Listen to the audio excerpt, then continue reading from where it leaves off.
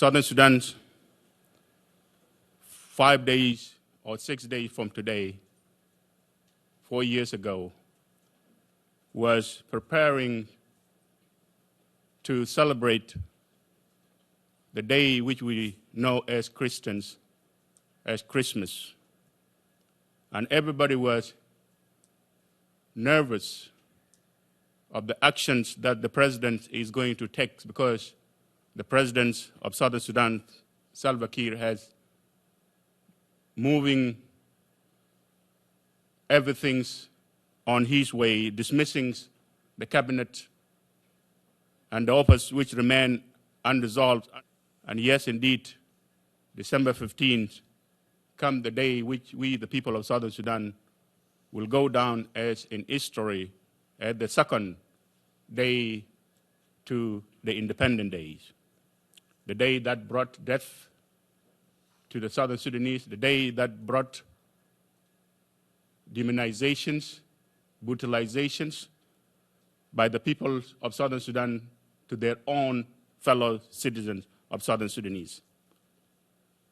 President Kiir, in December 15, launched his attacks on his fellow Southern Sudanese, the second largest groups, the Nuer, in Juba.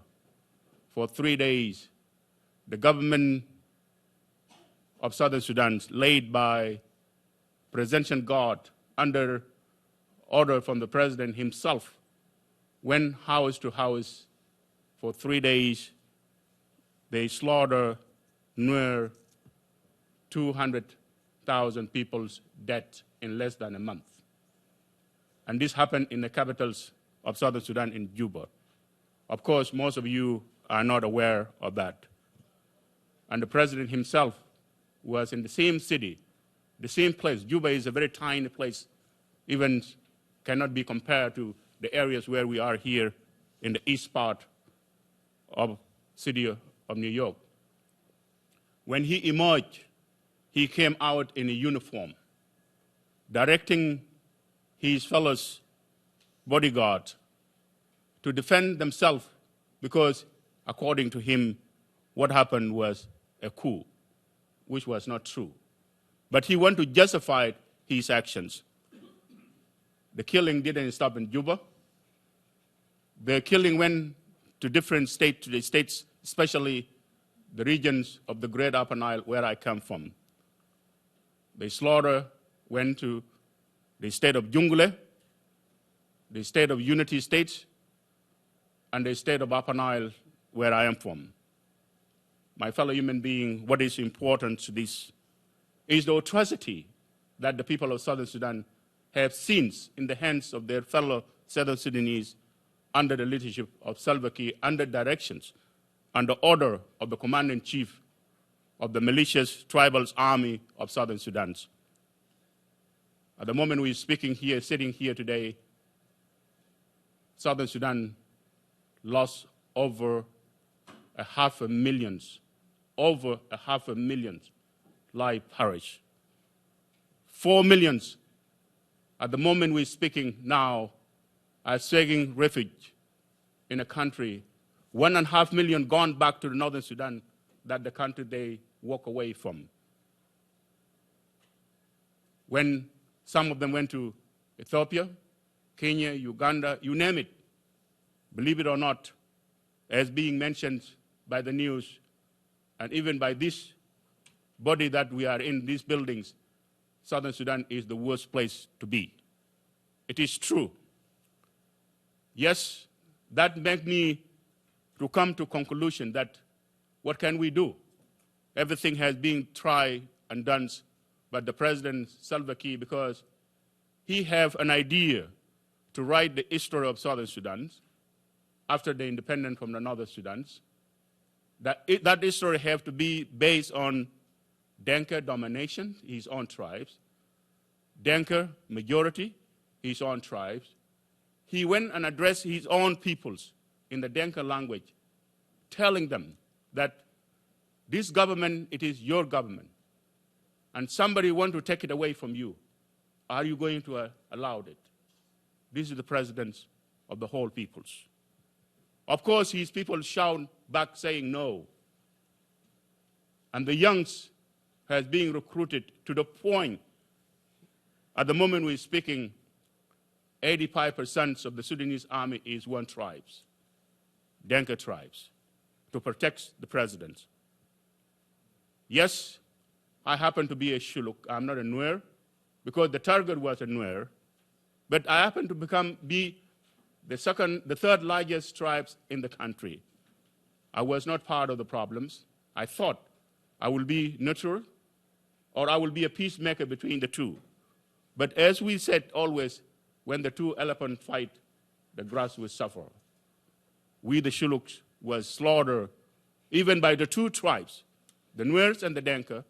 They slaughtered Shuluk in Upper Nile. I personally, I lost 8 members of my family, including my younger niece, 9 years old, my aunt, the oldest in the family. Then this issue is not between the Denka and the Nuer. This issue is between the Southern Sudanese. Of course, I got angry, and I was supposed to go and pick up arms, but that is not going to bring the solutions. Pick it up arms, knowing that to people who went to the military is go there, kill or to be killed. And I decided to go to Washington, D.C., to call on the President of the United States and to challenge him and tell him Southern Sudan happened to be there today because of the United States.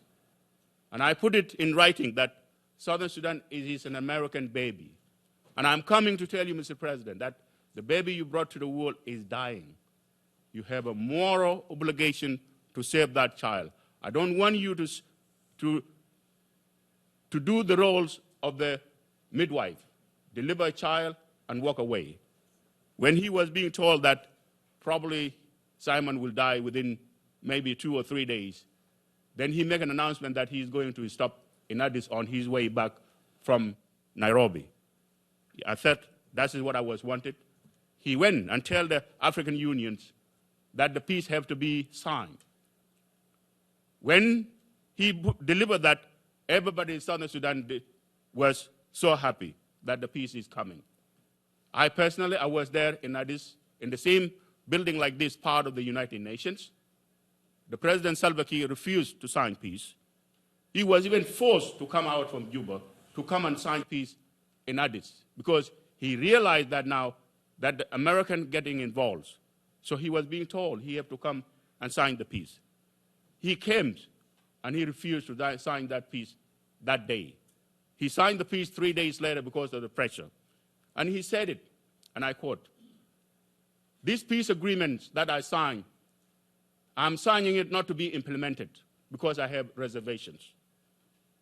President Kiir went on to explain that, to echo the word that people of Southern Sudan will never forget, the word that being used by one of the dictator leader in the Northern Sudan, Jafar Mohammed Numeri, when he abrogated the Addis Ababa agreement, that the agreement brought peace between the North and the South.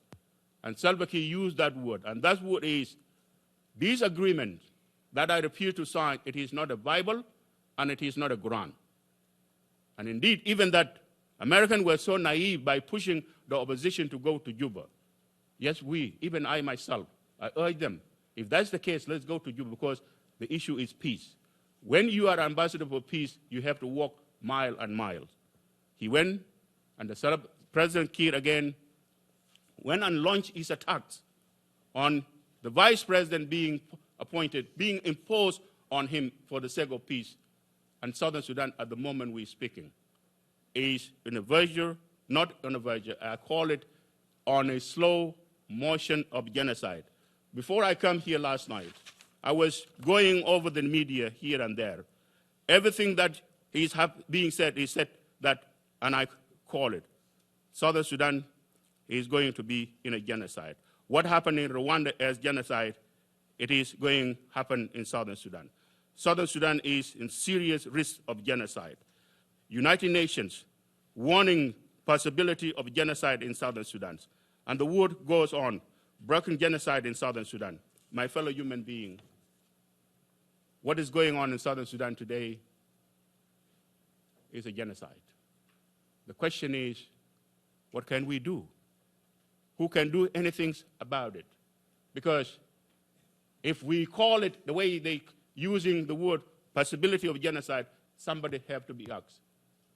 I'm appealing to you, and I'm appealing to the world large, that if we rejected what happened during the time of Holocaust, then let us now.